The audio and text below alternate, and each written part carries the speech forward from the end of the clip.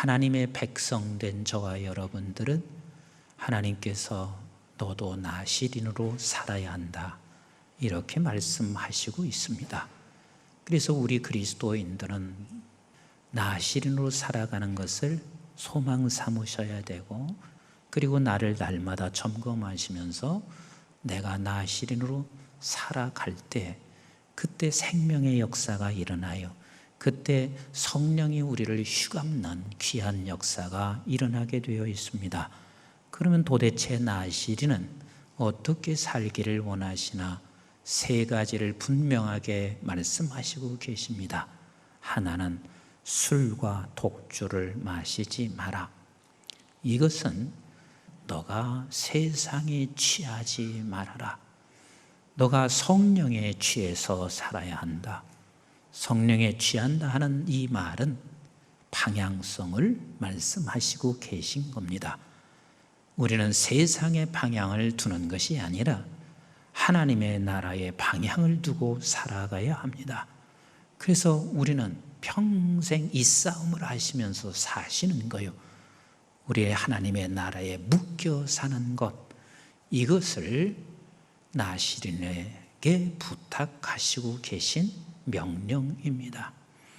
사람은 늙으면 아프게 되어 있습니다. 노인이 되면 주름살 가게 되어 있습니다.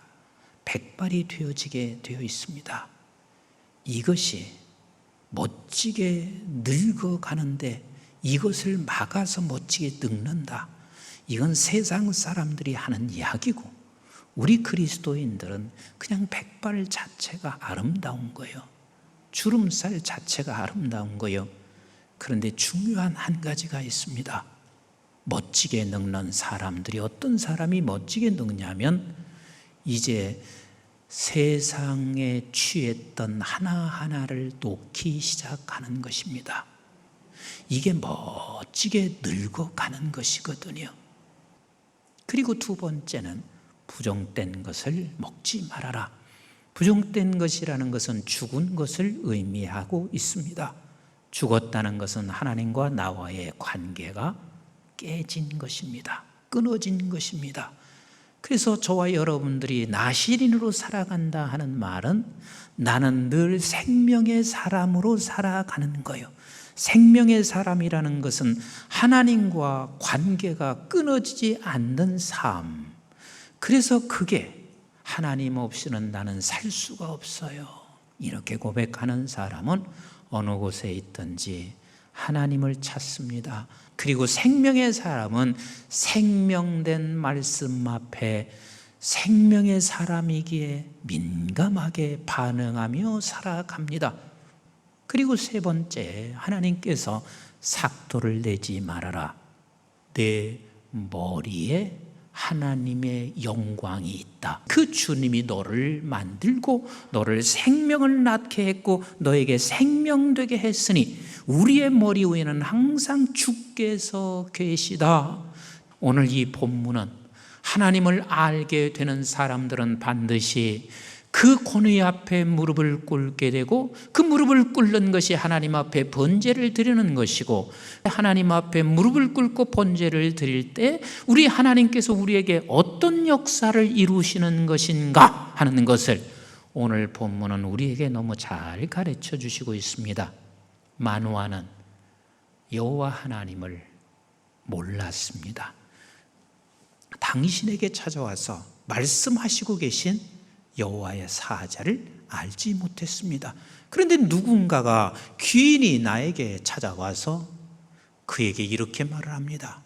이제 너에게 임신하게 되리라. 여러분의 아기를 갖지 못한 사람들에게는 누군가가 이 말을 해준다는 것은 그에게 큰 행복입니다. 큰 기쁨입니다. 근데 그것을 똑같은 사람이, 똑같은 분이 두 번씩이나 와서 말씀하시고 있으니 얼마나 행복하겠어요? 얼마나 감사하겠어요? 그래서 이 마노아는 너무 고마운 나머지 이렇게 하고 싶었던 것입니다. 마노아가 여호와의 사자에게 말하되 구하옵나니 당신은 우리에게 머물러서 우리가 당신을 위하여 염소 새끼 하나를 준비하게 하소서 하니 너무 고마운 사람이고 이런 귀인에게 내가 염소 잡아서 손님을 대접하고 싶었던 거예요. 그런데 지금 여호와의 사자가 이렇게 말해요. 너가 마땅히 하나님 앞에나 번제를 드려라 라고 말하고 있습니다. 마노아가 또 여호와의 사자에게 말하되 당신의 이름이 무엇이니까? 당신의 말씀이 이루어질 때에 우리가 당신을 존귀 여기리이다 하니 여호와의 사자가 그에게 이르되 어찌하여 내 이름을 묻느냐? 내 이름은 기묘자라 하니라. 그 이름이 기묘자라는 말을 듣고 난 후에야 그가 하나님인 줄 알게 됐고, 하나님인 줄 알고 난 마노아는 하나님 앞에 이제 번제를 드리게 됩니다. 근데 이 번제라는 것이, 제사라는 것이 가장 기본된 중요한 게 뭔 줄 아세요? 제사는 하나님과 나와의 관계가 맺어졌다는 확신에 대한 의식입니다. 그런데 최고의 번제, 최고의 제사가 도대체 무엇일까? 순종이라는 거예요.